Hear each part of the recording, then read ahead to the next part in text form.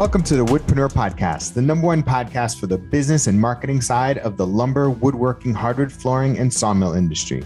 I'm your host, Steve from Acres of Timber. Each week, we feature various wood business owners and entrepreneurs from around the globe. We share their stories, paths, insights so that you can network, learn, and grow your own wood business. Thank you so much for listening. Now enjoy the episode. Hey, welcome to a brand new episode of the Woodpreneur podcast. This is your host, Steve Larosiliere. Today's guest is Matthew Roth from Hawthorn Builders. How you doing, Matthew? I'm great. How are you, Steve? I'm well. Hey, why don't you tell everybody the story of Hawthorn? How'd you get started?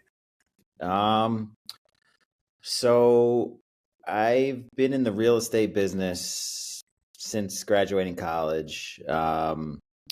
About when I turned 30, started having a family, sort of realized, my time was sort of in a position of, you only have so much time to take a few shots. And so me and my business partner, who happened to be my neighbor at the time, just sort of got together and said, let's start something. And what we started to do was buy and try to flip. And so, which was not successful for a bit. Yeah. But we sort of honed in on a marketplace where we both lived, which is about 20 minutes outside Boston, and started buying and flipping new construction houses in this area. And then, started to make that work, and then started to grow it into a design build firm, renovations, additions, new construction. And then now just, complete custom home builder, in the greater Boston area that's, trying to compete at the highest level. So it did evolve from, very humble beginnings. And, now it's just sort of a question of, how far can we take it? You take it. Yeah. That's cool. I don't know. Whenever I think about like neighbors kind of getting together to start stuff, where it's like, you must have had a good rapport / like, how'd the conversation start between the both of you? Well, it's interesting because we actually knew each other previously. There were some high school, we went to the same high school. We weren't necessarily friends at the time, so we knew each other. Yeah. So there was a natural start to the relationship. And, I think it's sort of common, he had done a renovation on his home that he moved into next to mine. And I think that he sort of got a little bit of a flavor for that. Yeah. And I have a real estate background. And so we just started talking about it. And so it just sort of evolved. But there was a history prior. So it is kind of interesting how that worked out. Yeah. Because we knew each other, but then ended up living next to each other, many, many, many years later. So you ended up, what kind of real estate were you doing? So I was in New York City, and I had got a master's degree from NYU, so it was in investment development. So you did like the whole private equity route? No, well, it was more, I moved to Boston, and I was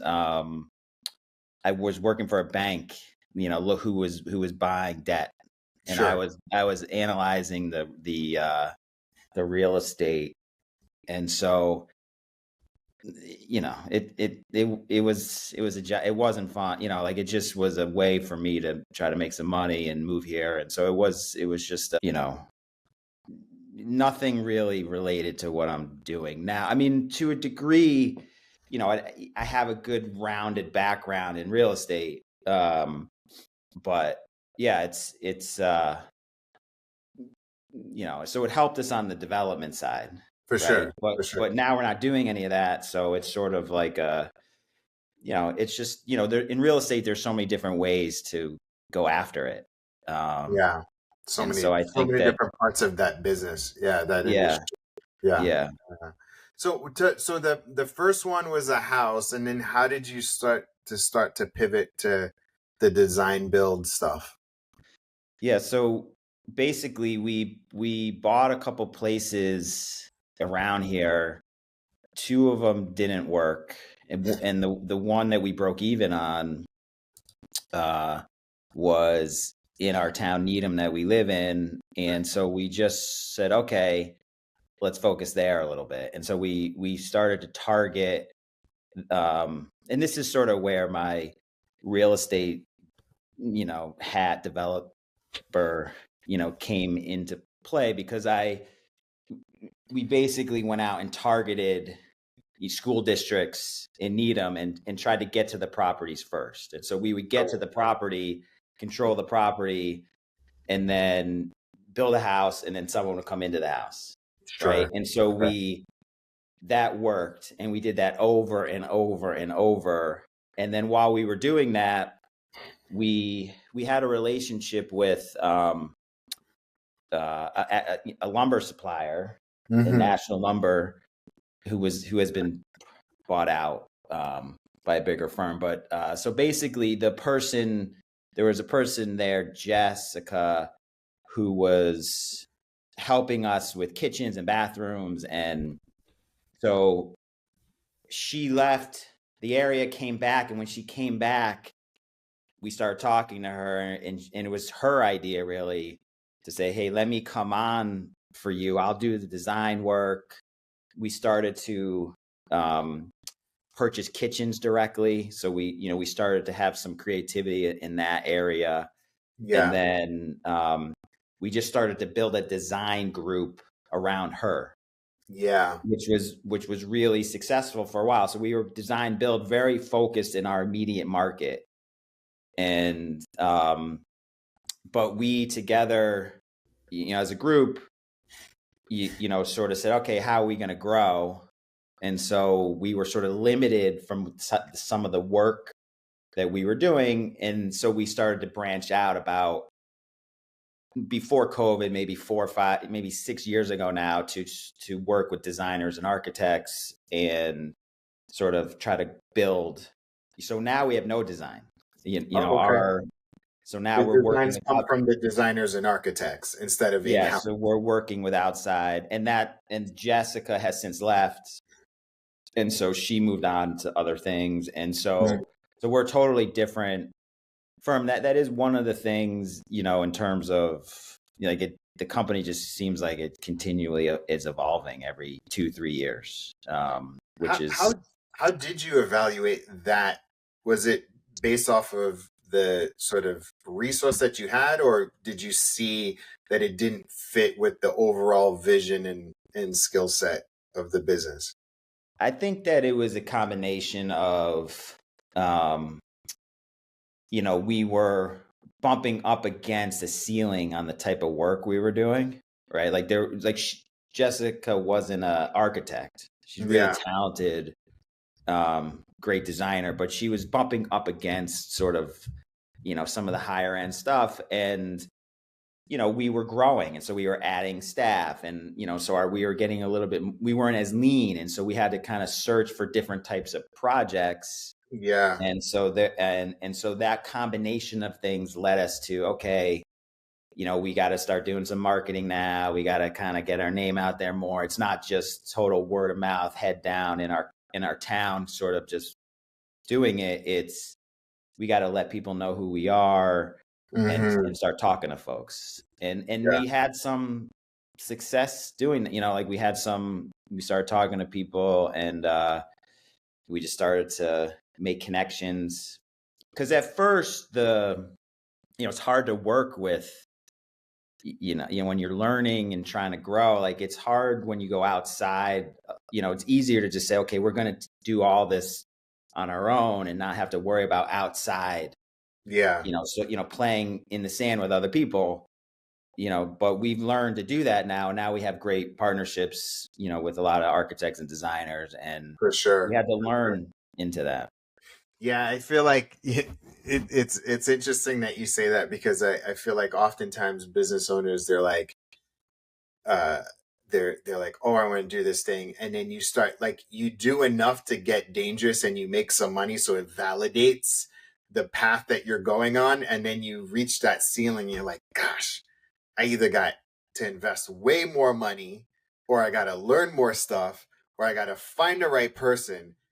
And then sometimes people just get stuck. But I'm sure for you, you're like, you know what? I can't make enough money with this particular type of service, right? The money part is interesting, Mm-hmm. because I don't. We'll see, right? Like the story's still to be written, but to me, it's more just about what you were saying as far as what buttons to push, what people, right? Like Yeah. the biggest, like we can get into the process and how we operate, but the, people, like having the right people, Yeah. and like to your point on marketing, right? Like I don't know how to spend our money on marketing, where to do it, Yeah. like, Yeah. and so there's a challenge on, like right now, as an example, we're making a push towards sustainable building and passive house and net zero Mm-hmm. building, and in Boston and Massachusetts, that's coming anyway. So there's a synergy there, but Mm-hmm. it's kind of hard to know, okay, well, how much of a button should I push to sort of push that to go that direction? And Yeah. so that, to me, Yeah. it's, um, we've had a pretty successful business now for a long. It took a while to get it up, but we've been doing, we've been grinding. Yeah. It's, to me, it's kind of a question of, all right, well, how much more should it go, and where should it go? Yeah. What work should we be doing? And are we making people happy and our employees happy? And like, are we doing good work? Yeah. It's, How many are you right now? How many there's people on the team? about 20 of us. Wow. And how many years have you been in business? It's 19 years. Wow. Did Yeah. you anticipate ever being 19 years? No, I mean, I do think, for me personally, I've started to come. I mean, as I've gotten a little bit older over the last like 5 or 6 years, I've been trying to sort of appreciate the process, and you realize we're playing a game, and Mm-hmm. type of mentality versus aspiring for some level for something that I don't even know that is, right? Like, Are you reading The Gap in the Gain? Did you read that book? no, I didn't read that, Okay. but I'll write that down. Yeah. What you just talked about was, and I don't know, maybe this is a consequence of getting older, because this is a quote that I just put out, and it's a Bob Marley quote that says, once you stop racing, that's when you win the race. Yeah. Where you just kind of like, you appreciate what you have, instead of going, because sometimes you go like for a number, whether it's a revenue number or a business number or some accolade, and then you get it, you're like, wow, did I even really want that? Yeah. Yeah, that's no, you go ahead. Yeah, no, I think there's a shift that you have to have, and I think everybody probably has this, and to some level, it's we're all programmed in a way to like go, especially in entrepreneurship, and Mm-hmm. and I think if you don't take the step back and say, all right, well, what do I want, and appreciate what you have. I do think that I did see a stat recently where, you've heard, I think everybody's heard the, above 100 grand, Yeah. like you're not happier, right? Yeah. But I saw a twist on that if you are already happy, more money makes you happier, right? Yeah. So Yeah. money's not going to fix it, but if you can fix that part of you, then as you make more money, you'll be happier, right? So a lot of people out there have money, but they're not happy. So the money doesn't help them. It doesn't So help. like, and I think personally, I was in that, like, okay, business is doing well, it's moving in the right direction. But my level of happiness, I don't think was commensurate with that. Like I had to take a step back and say, okay, what's going on here? How do I sort of look at myself? And now I actually feel really energized because I'm not so attached to outcomes and like what it has to be, but I'm striving. I'm still moving for things that, because, like on sustainable building, there's so much there. I mean, really, there's just so much to it, that, I keep pushing that button right now. And it's fascinating and interesting, but I'm not so like, oh, it has to be this way. Yeah. Yeah. Yeah. What I really like about what you just said was almost like designing the business to fit the life that you want to have, as opposed to oftentimes we get into these situations where we create something and then you're like, man, and you start to resent the things that you built. And then you're like, but I shouldn't, because I've achieved way more than a lot of other people, a pretty good life, and I should just accept it for what it is. But that's not necessarily the case, is it? It's hard because it's hard, right? Yeah. Like, like it's not easy. What we do, construction is tough. People, anxiety levels are all up. It's really expensive to build. It's complicated. The towns and cities are difficult to work with. The code is changing. Like there's just so many obstacles every day. And so that could wear you out if you let it. And so then you can get lost in, all right, well, what am I doing this for? And it could be, if it's only about money, then it's hard. It's hard. I think it's hard to win that way. And you can't win that way. You just can't, because you reach a point where it's like, all right, it's an empty hole that you're chasing. Hole. Absolutely. How to get back into the business, how do you and your business partner, how do you sort of divvy up work? So I work. So we have you ever heard of Traction? Yes, the book. Yeah. Yeah. So one of the best things we did, about pretty early on, and maybe like 5 or 6 years in, we put that system into place. We got coaching, and so we got really organized around process. And so that process put us in the seats. And so for me, I'm on the sales, business development side, sort of growth in the company. And he sorry, we got no worries. So the give me one sec. No worries. I'm assuming you'll edit this out. Yeah. But you don't have to, but move. So Ryan is in the finance day-to-day integrator seat in terms of running the day-to-day operations and running the finance side. Yeah. What was that first critical hire outside of YouTube? So Jess on the design side, and then Chris Palanskar in our office runs our operations, and he's been with us now.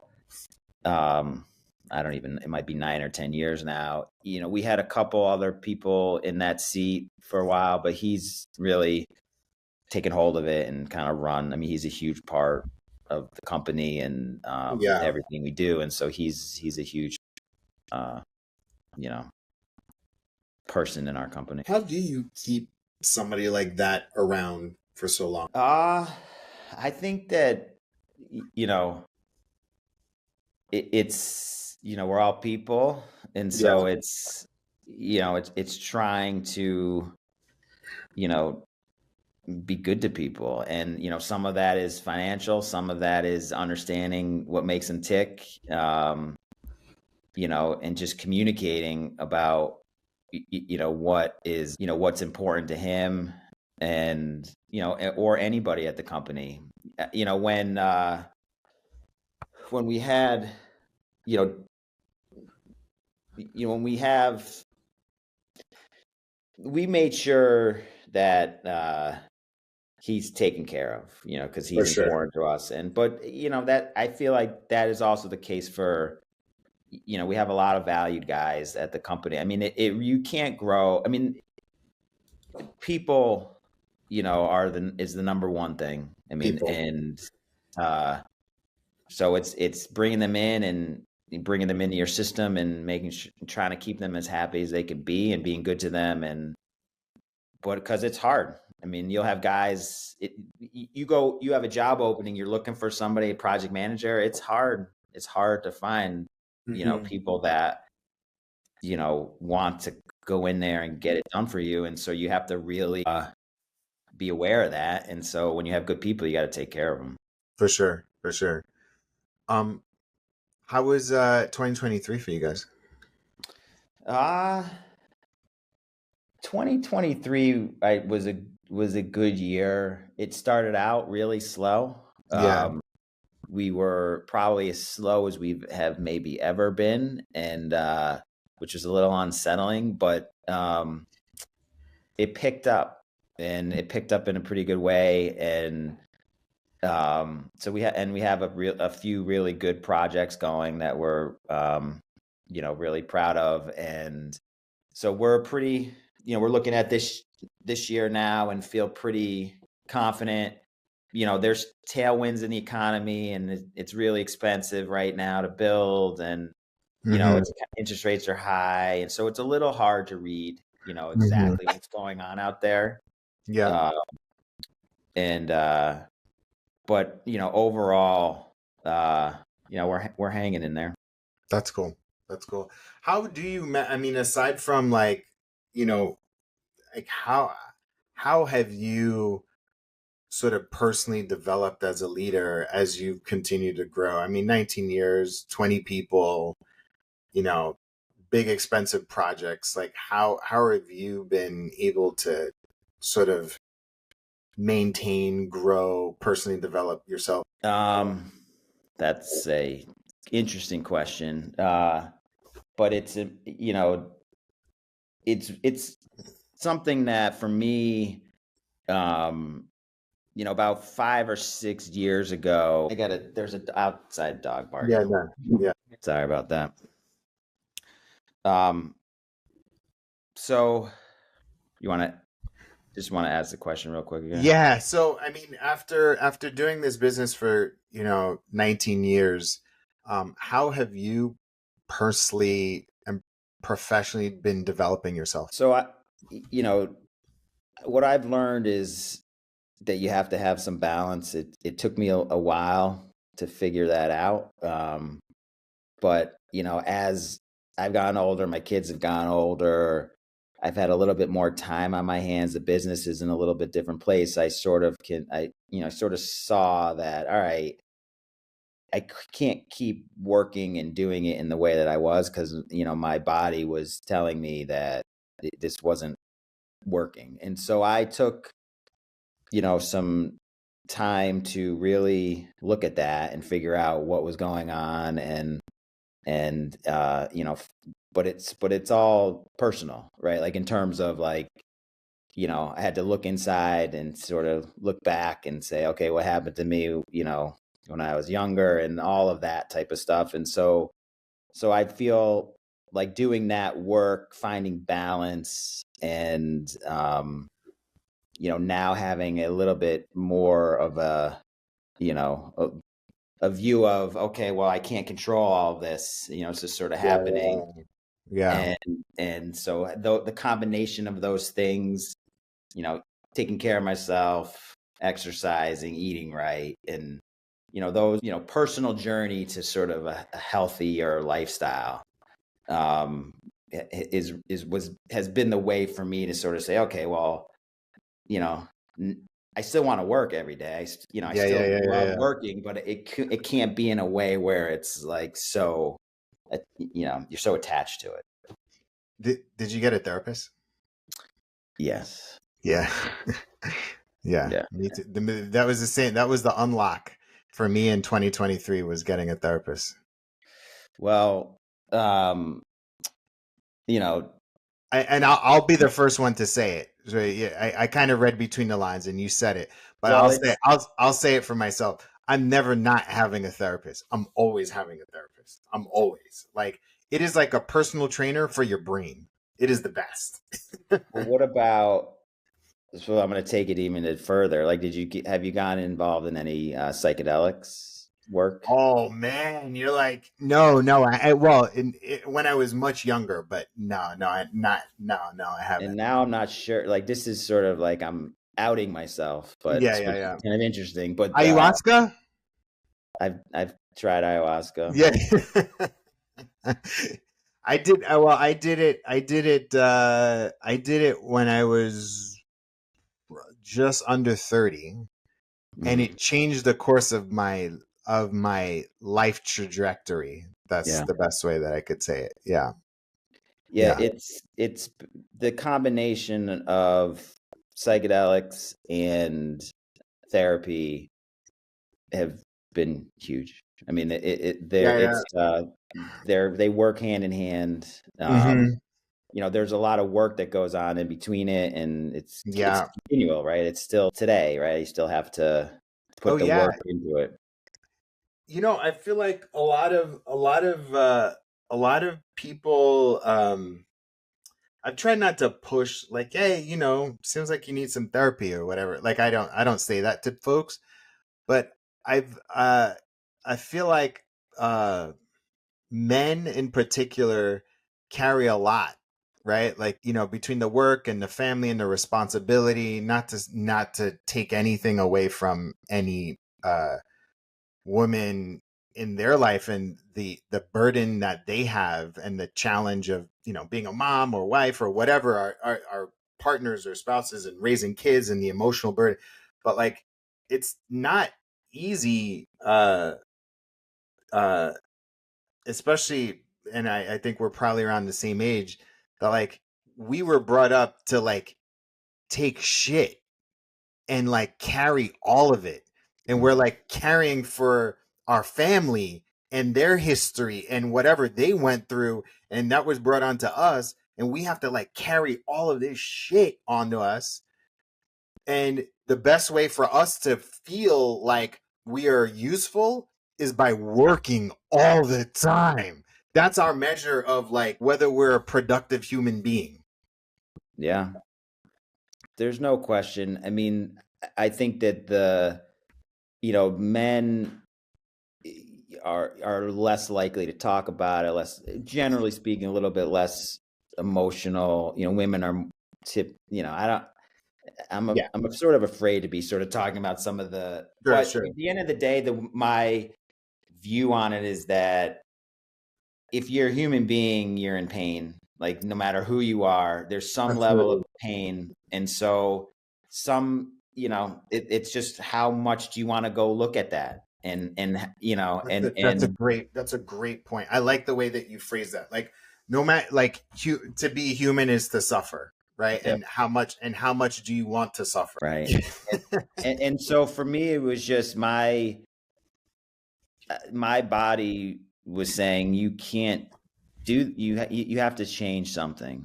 and Yeah, and like, this wasn't like, it wasn't working. And yeah, so there's a lot of the literature or whatever about that it's all in your body, and if you follow how your body feels, then you can kind of work through some of it, work through those emotions.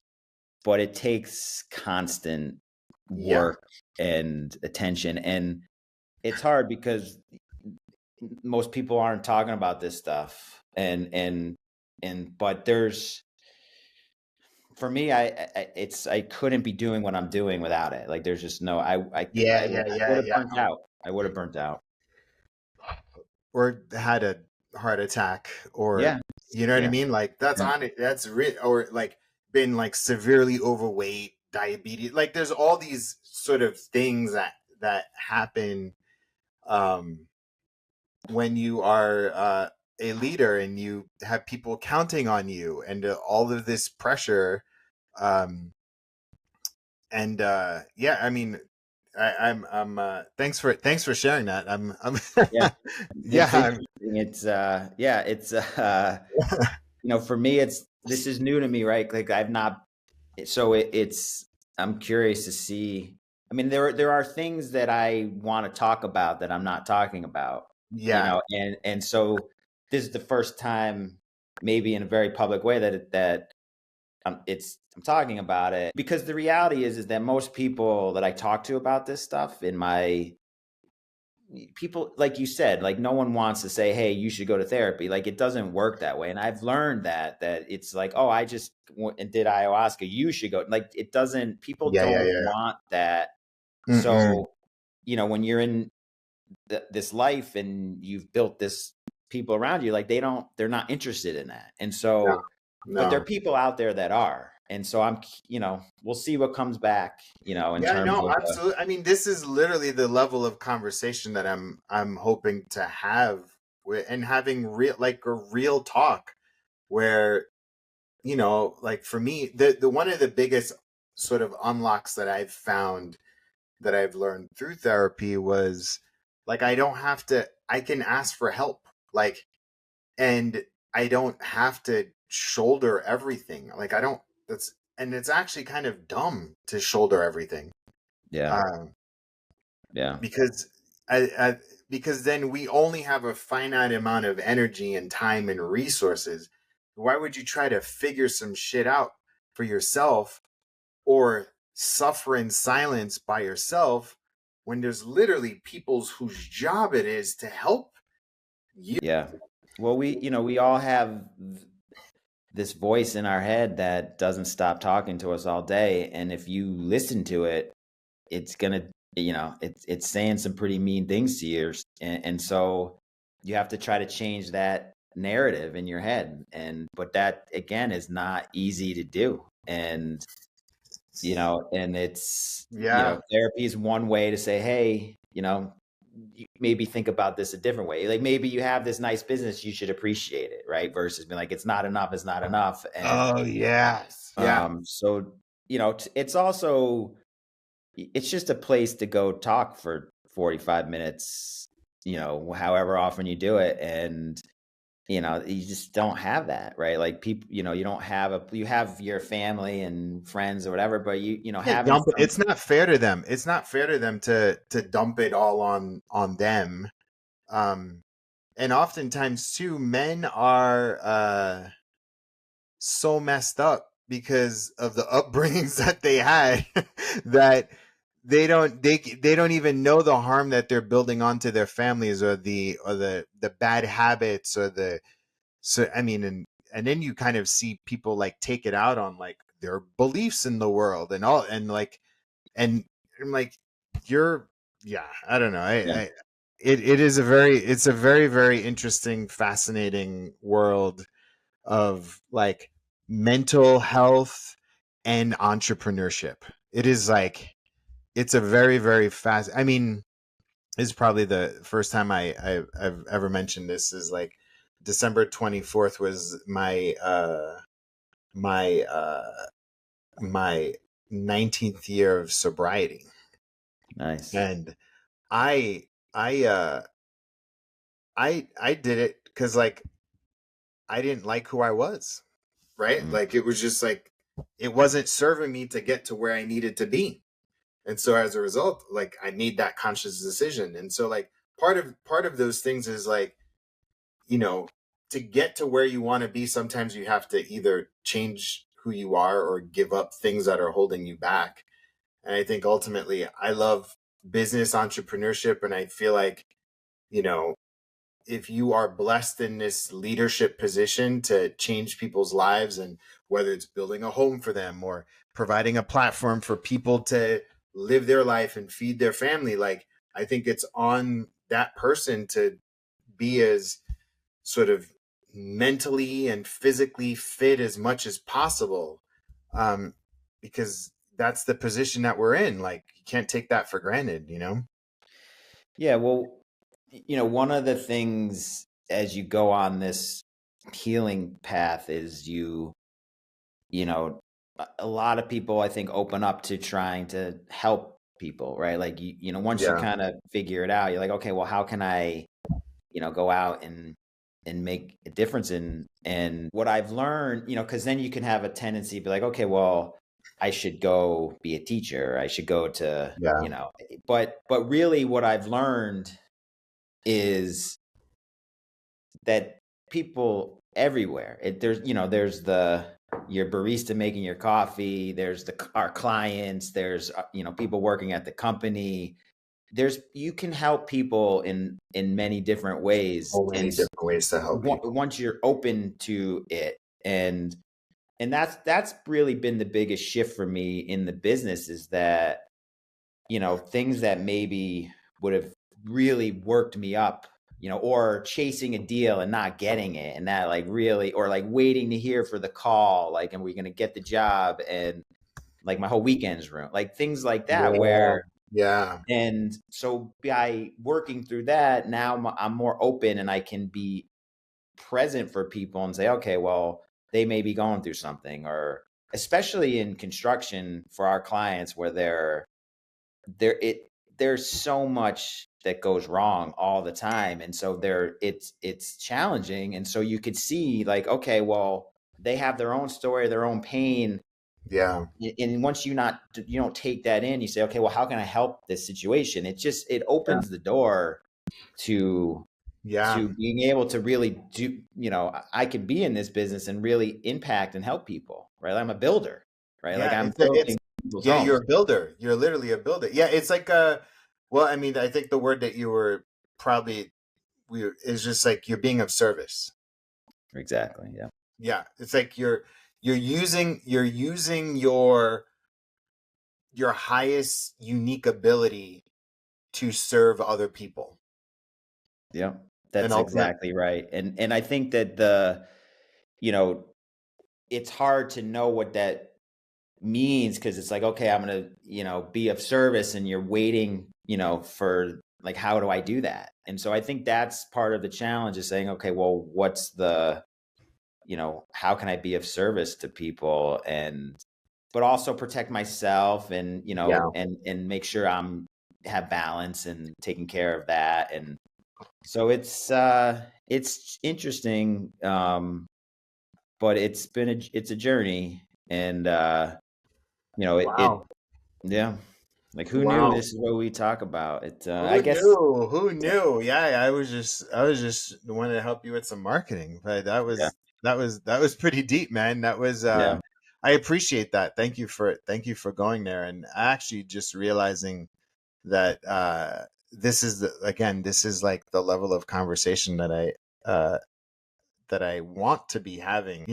There's 20,000 people that listen to these podcasts every month, and I'm like, and oftentimes too, is like there are people that they've listened to all 300 podcasts. I'm like, wow, you've listened to me more than my kids and my wife. You know what I mean? And like they and I want to be able to serve people, and I think that level of openness could potentially help somebody out, right? And so thank you for sharing. No, happy to. What's the plan this year for you in the business? Like where do you want to go? Your multipreneur brain. So where there is this part of me that wants to keep growing and learning, and so I'm trying to keep growing it, and so we're pushing in. We brought some people on to help in sales. I brought someone in on marketing, and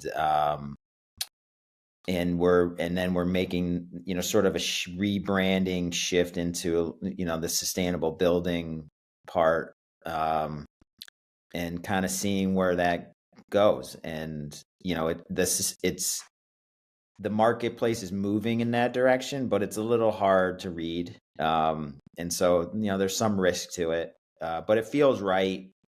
And, but that's the plan. And it's actually, it's exciting because, we have some good people in place, and, we'll see, the market will dictate a little bit, right?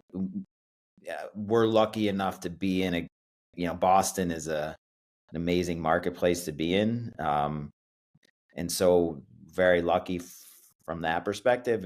But we'll see, election year, it's hard to know where things are going to go, but,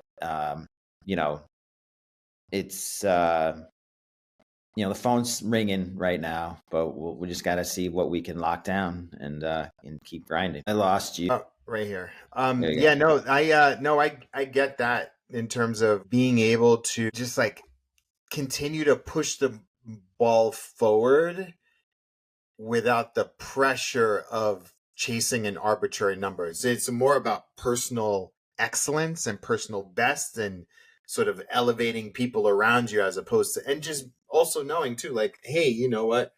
I've been around business and life long enough to know that there are ups and downs and things aren't going to go the way that I hope, but like I can at least try to have fun and enjoy it along the way. Right, exactly. Same. So brings us back full circle, and you can't control it, and you don't know. Yeah. But I know that, for me, I wake up now and I'm motivated to do it. It just feels a little different, and it feels less like it's coming from a place where like I have to control it, I have to do it, versus like, okay, we'll see where it goes. And Sure. But there's so much to learn. It's this day and age, right? Like all these people downloading your podcast. There's just so many places to get information and learn. And so it's just it's a remarkable time, really. It really is. It really, really is. There's so much information out there. So much. So. All right. So this is the part of the podcast where I give you any marketing or business advice. Is there anything that you are struggling with that I can help you or give advice on? It's kind of that question on, the marketing budget and what buttons to push, right? Like I'm working, with a great partner, and, we're just trying to figure out, okay, do we do print ad? Do we spend money on Google ads? Do we do house? Do we, do this lead magnet? Do we, what buttons to push? And it's sort of very generic, because obviously you don't, it's a generic question because you don't, but it's just elusive to me. It's always elusive, the marketing question, where to spend the money. So I don't know if you have any, Yeah, without diving in too deep. So like one thing that I'm doing is I'm looking at your search traffic. Yeah, our search traffic. Well, so that's one of we're working on SEO. Yeah. So you got a lot of backlinks, and you're doing some paid ads, right? We started doing some paid ads. So like that's been 6 months now that we're updating the homepage to to be a little bit more about what fits us now. Search engine, yeah. But yeah, it's a marketing is one of those things where it's elusive to me. Like, and I think it's probably elusive to a lot of people. But that's the one piece on the growing this business where for years and years we didn't do any marketing.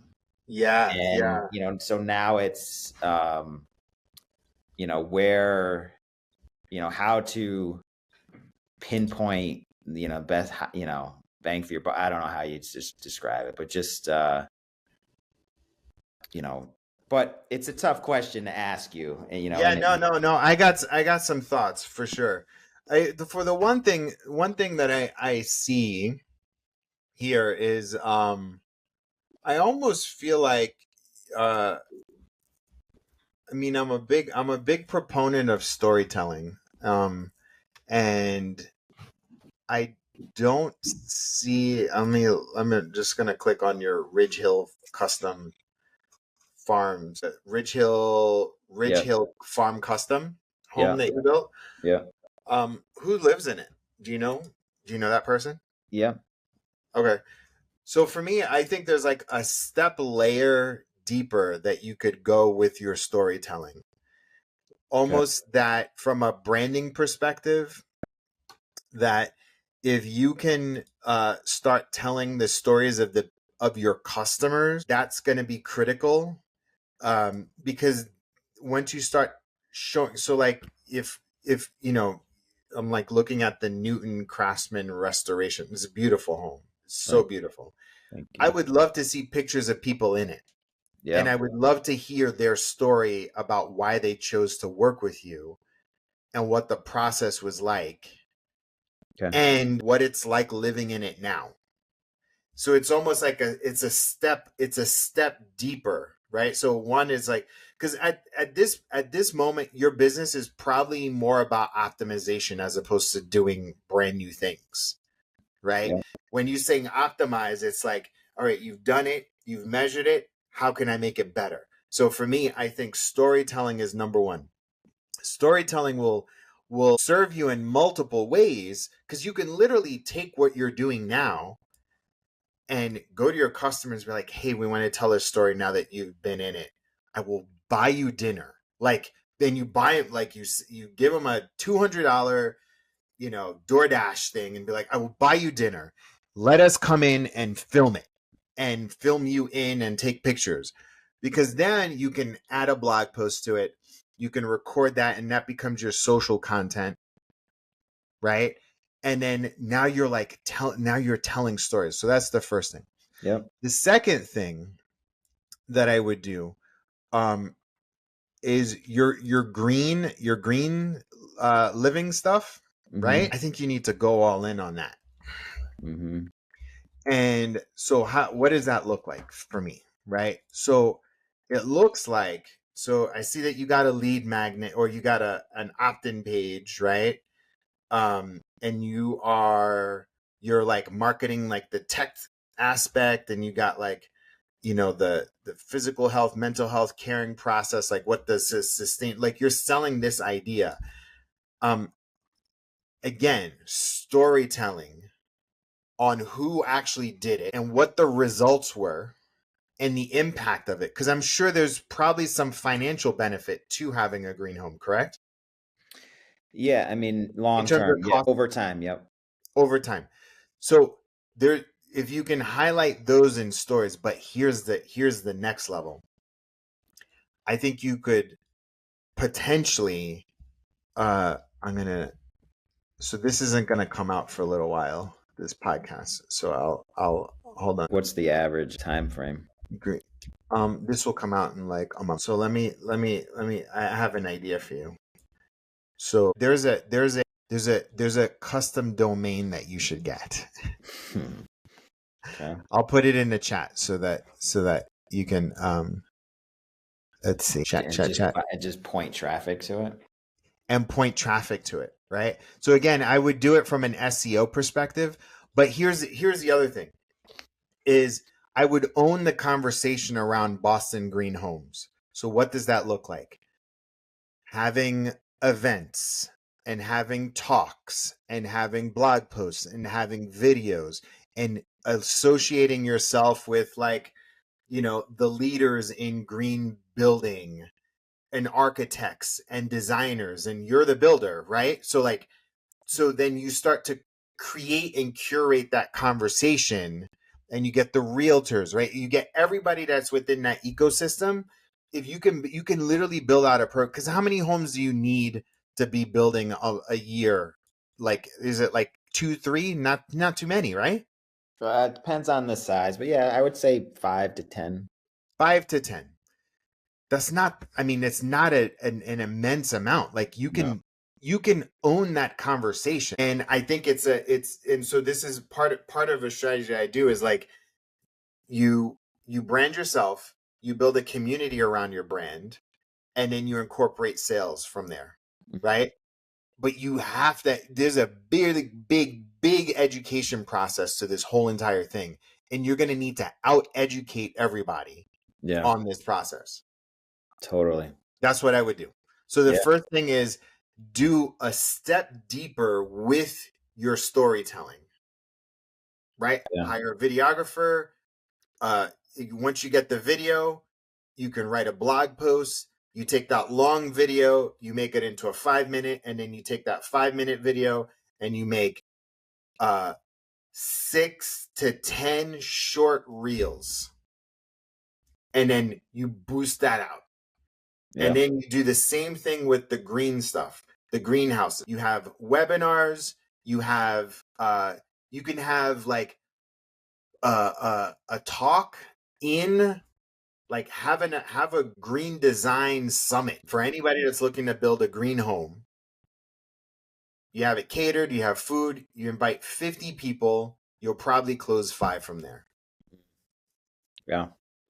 That's what I would do. Yeah, that's all great advice. Yeah, it's I think that's completely possible. I think it's more about, it's like education and building a community. yeah. There's a huge opportunity to educate. I mean, these changes are coming, but a lot of it is government driven, and people get frustrated by the government telling them what to do, and so it's and builders are resistant. They don't want it, and the initial costs are more expensive. So it's educating people around the sustainability, the health, the health of the home, the health of the people in the home, the comfort level in the home. There's so many things, and and then the over time, you're not using energy, right? Like you're giving energy back to the grid, and so there's so many things, but that story is not being told. I mean, there's a few people doing it, but but the challenge a little bit is, it's hard to know where the demand, because we're in such an expensive market. It's cost and budget are still the number one thing on people's minds for sure. But if you can also educate people on that, like that would lower the barrier of entry altogether. You know what I mean? Yeah. And we definitely see it. There's no question. And one of the things that we're working on is just to try to tell that story, as you're saying, more like who we are, what our story is versus the customer journey story. But that's great. I mean, if we could do that, that would be great to incorporate. But it's hard to, right? Like, this is the first podcast I've ever been on. Like, I'm not a guy with a camera in my face, so it's hard to promote when a natural promoter. Yeah, you're not naturally. Yeah. Yeah. Sure. So there's some of that to it, but but that's fine. I mean, that's just one of the obstacles. Yeah. No worries. Cool. Well, give everybody your website. It's Hawthorn with no E. So Hawthorn. Cool. Matthew, thank you so much for your time. Yeah, no, it's great. Thanks for sharing, being so open, and helping to actually push the conversation towards a way that I would like to on this podcast. So I really appreciate it. Happy to, and it was great meeting you, and thank you. Appreciate it. All right, take care. Bye. You too. Bye.